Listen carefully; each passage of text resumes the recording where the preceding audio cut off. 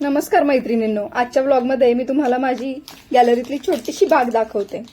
बागेमध्ये म्हणजे ह्या छोट्या गॅलरीमध्ये खूप झाडं मी लावलेली आहेत आणि त्या झाडांना बघितलं की मला एवढं प्रसन्न वाटतं की अगदी असं मन किती थकलेलं असलं तरी अगदी एकदम प्रसन्न होऊन जातं।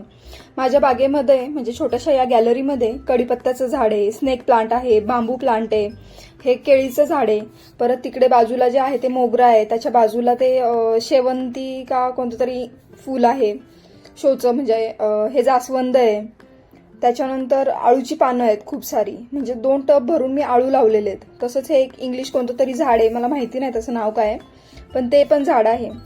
आता तुम्ही म्हणाले यामध्ये तर तुळशी वृंदावन नाहीये, तर तुळस माझी आत्ता आम्ही उन्हाळ्याच्या सुट्टीमध्ये गावी गेलो होतो, 8-10 दिवस पाणी न मिळाल्यामुळे ती जळून गेली झाडं। आता तुम्ही म्हणाल मग ही झाडं कशी काय राहिली, कारण ही सगळी झाडं मी बाथरूममध्ये ठेवलेली पाणी ओतून आणि त्याला ड्रीप होण्यासाठी अशा पाण्याच्या बाटल्या पण ठेवलेल्या होत्या, पण तुळस ही पवित्र मानली जाते आणि ती बाथरूममध्ये कशी ठेवायची म्हणून मी ती बाहेरच ठेवली आणि त्याच्या बाटलीतलं पाणी संपून गेलं, त्यानंतर ती तुळस जळून गेली। त्याच्यामुळं आता माझ्याकडे तुळस नाही, आता पावसाळा येतोय तर मग आता मी नवीन तुळस आणेल बाजारातून आणि लावेल।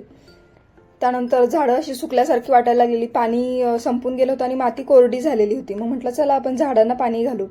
आता घरात मग भरपूर आहे, पण पूर्वी अंगणामध्ये लोट्यानी पाणी मारायचं, पाण्याची बादली घेऊन यायची, लोट्यानी अख्ख्या अंगणभर, तसेच झाडांना पाणी घालायची सवय होती, तीच मला कायम राहून गेली।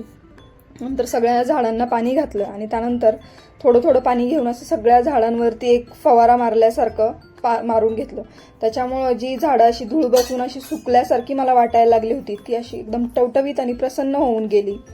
सगळ्या झाडांना पाणी घालून घेतलं आणि मग घरामध्ये आले। घरामध्ये पण अशी मी छोटे मोठे मनी प्लांट लावलेले आहेत, काही कटिंग्स आहेत ते लावलेत, तरी आता बऱ्यापैकी गावी गेल्यामुळे बरीचशी झाडं माझी सुकली, ती काढून टाकायला लागली।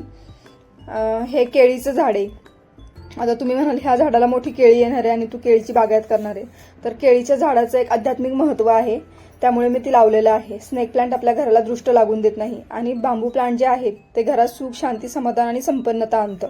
आणि आळू वड्या तर सगळ्यांना आवडतात, कढीपत्ता रोजच्या वापरात असतो, अशी बहुउपयोगी मी झाडं लावलेली आहेत। आणि त्यानंतर घरामध्ये पण छोटे छोटे मनी प्लांटचे कटिंग आहेत।